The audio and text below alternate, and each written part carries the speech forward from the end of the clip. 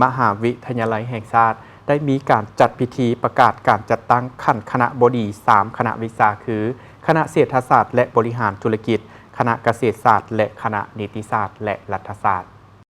พิธีจัดขึ้นในวันที่17ตุลาคม2025ที่สโมสรใหญ่มศ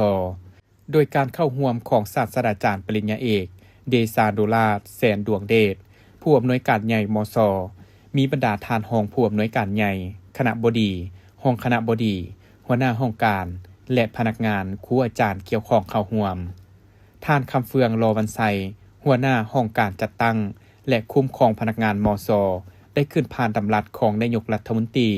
ฉบับเลขที่587/นยลงวันที่2ตุลาคม2025ว่าด้วยการแต่งตั้งคณะบดีคณะเศรษฐศาสตร์และบริหารธุรกิจ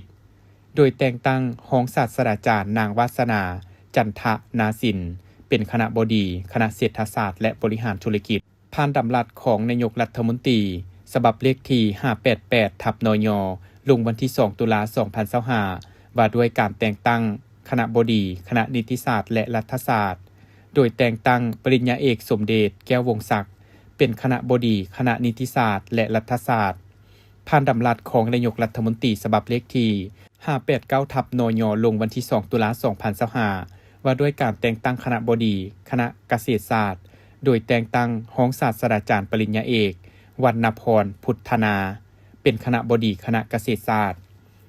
พร้อมนั้นในพิธียังได้รับฟังการโอลมของศาสตราจารย์ปริญญาเอกเดชานุราชแสนดวงเดชโดยท่านได้แสดงความยินดีและสมเสยต่อผู้ที่ได้รับตำแหน่งในครั้งนี้ล้วนแต่แมนมากผลของการปฏิบัติเวียกงานของบรรดาทานที่ได้ประกอบส่วนทุกเวียกงานของมศ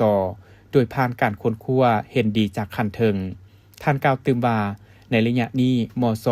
อยู่ในระยะการปรับปรุงกงจักการจัดตั้งแต่ละขั้นซึ่งมีการโฮมพะเนกเข้ากันเพื่อลดพรบรรดาหน้าเวียกที่ซับซ้อนและเน้นปฏิบัติหน้าที่ให้มีประสิทธิภาพประสิทธิผลกว่าเก่า